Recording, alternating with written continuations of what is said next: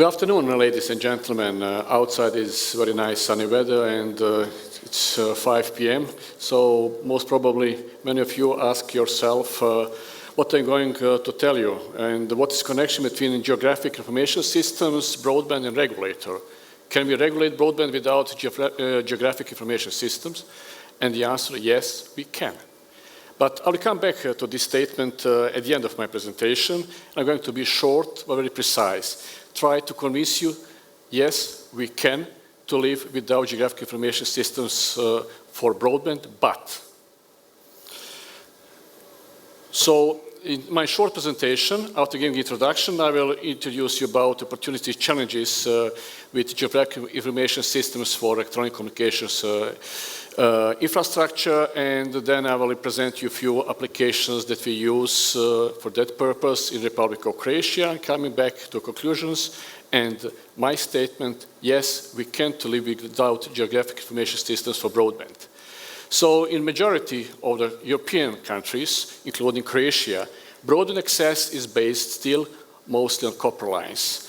This density grows very slowly for broadband access based on wireline telecommunication networks due to very low level of investment in that kind of telecommunications. But due to massive use of smartphones and tablets, we have tremendous growth in mobile telecommunication networks, and the people are using more and more broadband exactly in mobile networks. So demands for all the users, European Union, I suppose it's also around the world, be always on, everywhere, anytime, be connected, and with digital dividend, in mobile communications, we have new opportunities for the broadband. We have some common challenges.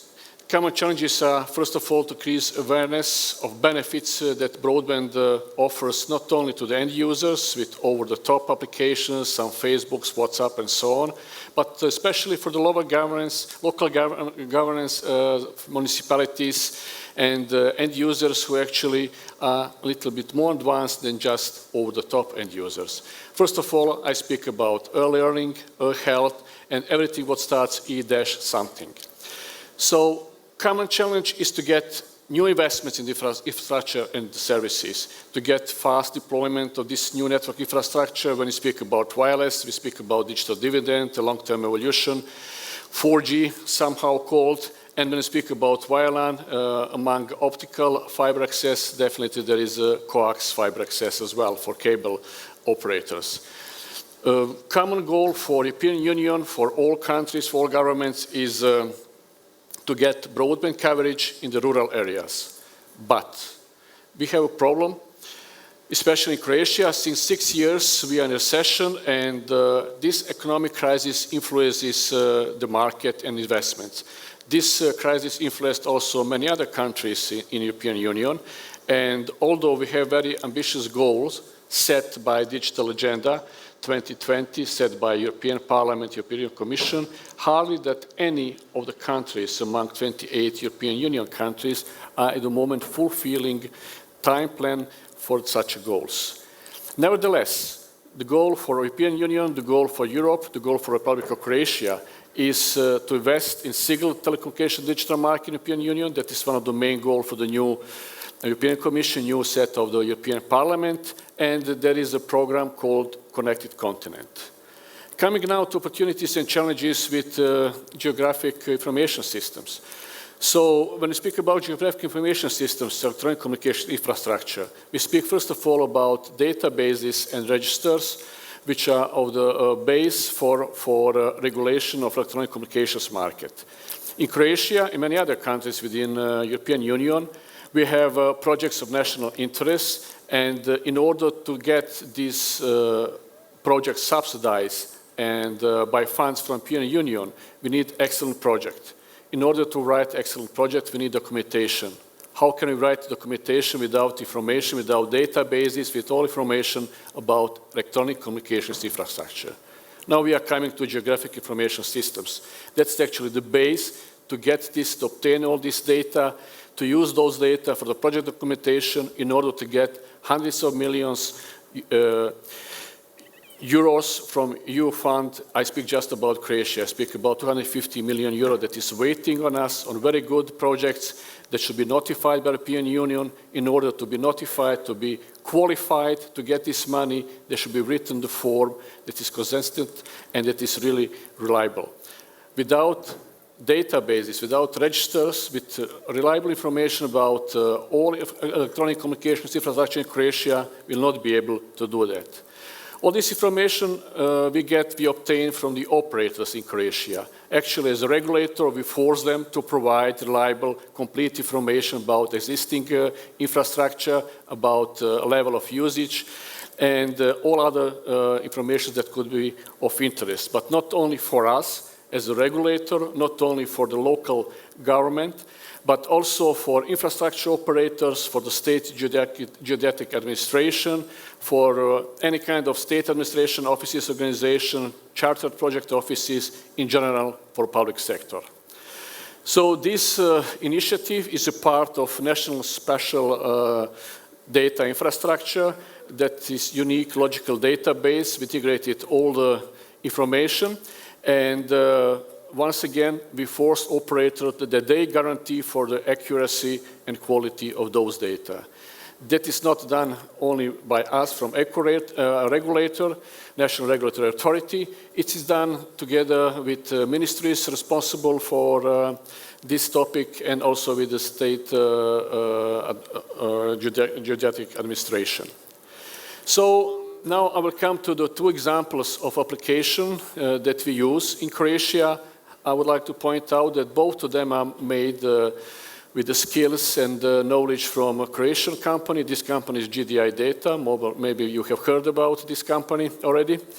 And we are very actually proud that this solution is recognized regionally and also in Europe as a good example. It was one of the best practices how one small and not so economical developed country is able to make something what is useful for many other countries in the world.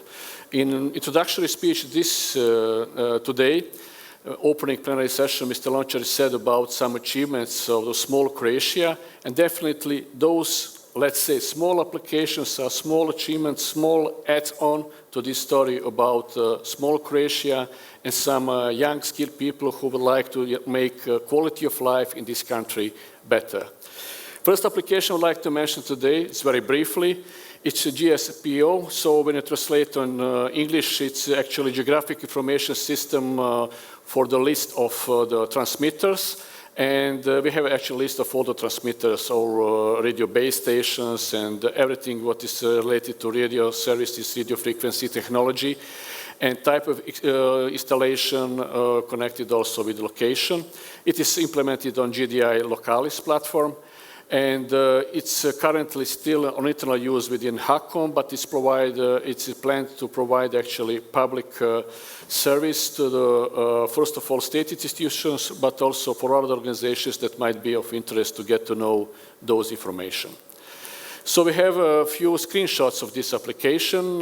So I will not go in details. You can find that more information if you want on HACOM web pages, and also it can be provided from GDI Data, more information of this application.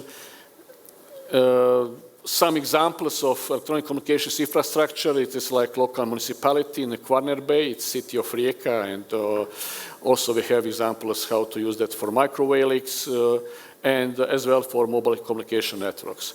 Actually, everything what is connected with radio frequency could be seen at this application with 100% accuracy, with the location, with all other information, who is the operator, infrastructure operator, and all other necessary technical data.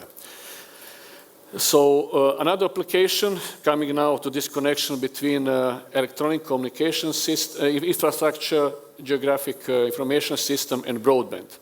So due to the fact that in the mobile broadband we are very developed, we are above average as a Republic of Croatia comparing the rest of the European Union, but coming to wireline communications and especially broadband based on wireline telecommunications, we are below average in European Union.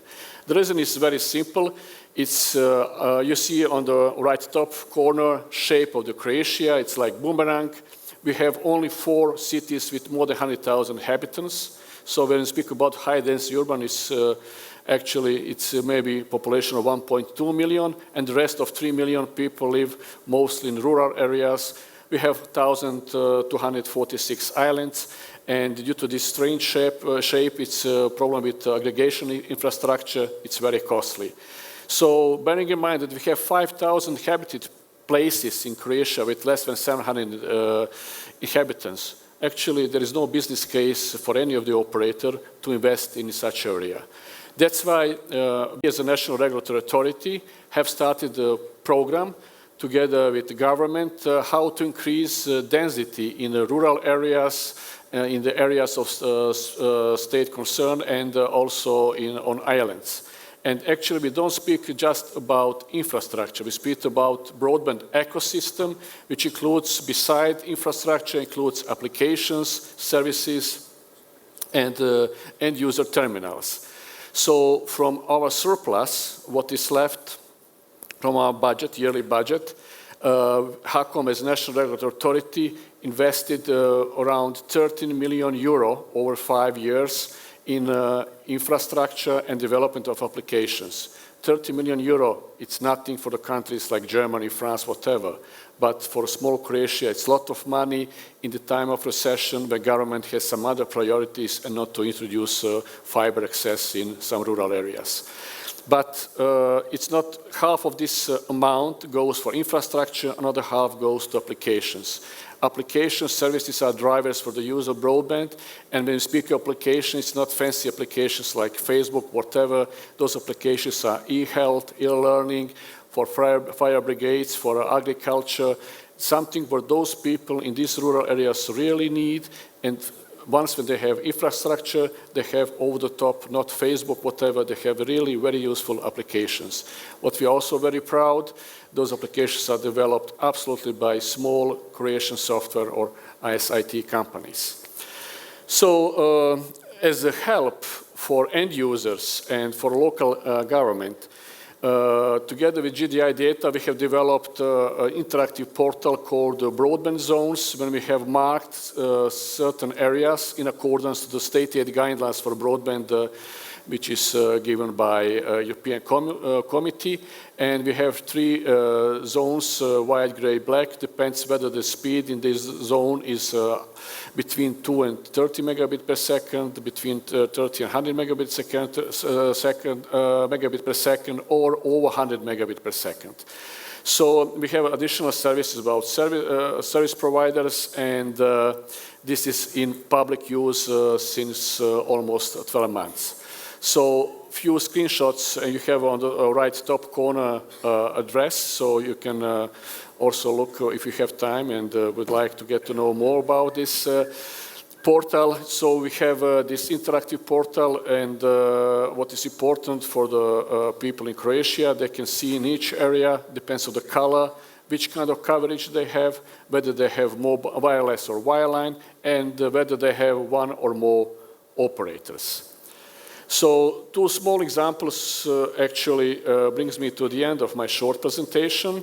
And there is no doubt that broadband density increase has a direct positive impact on economic growth, and that government, both national and local authorities, including us as a National Regulatory Authority, have to prepare some solid base and provide support for faster growth of broadband access densities, particularly in rural areas and islands and areas of the special state concern.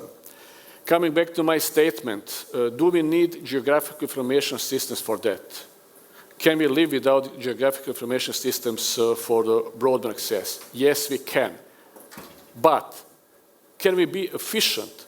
Can we be successful? Can we really foster from the fast development of the broadband without geographic information systems? The answer is no. And that is the reason why we have information systems based on geographic information, why we have these electronic communication special data registers, because they are of great importance for us as a regulator in order to facilitate this growth, in order to make this growth faster, in order to foster from broadband access in let's say, low-level economy like Croatia.